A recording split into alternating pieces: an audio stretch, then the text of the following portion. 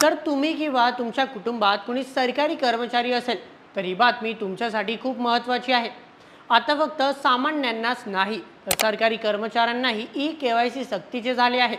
का माहीत आहे? कारण काही ठिकाणी बोगस आणि दुबार नोंदणीचे प्रकार समोर आले आहेत। यामुळे शासनाचे नुकसान होत होते। आता जवळपास 18 लाख सरकारी कर्मचाऱ्यांना त्यांची पडताळणी पूर्ण करावी लागणार आहे। काय काय आवश्यक आहे चला पाहूया। तुमचा आधार क्रमांक अपडेट असणे गरजेचे आहे। बँक खाते आधारशी लिंक असणे अनिवार्य आहे आणि ओळख पटवण्यासाठी बायोमेट्रिक किंवा OTPचा वापर होईल।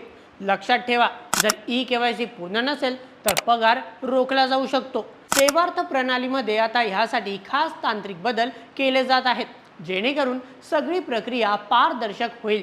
तुमच्या विभागात ई-केवायसी पूर्ण झाले का? कमेंट्समध्ये आम्हाला नक्की सांगा आणि अशा शॉर्ट्ससाठी सबस्क्राईब करा बोल MH च्या YouTube चॅनलला।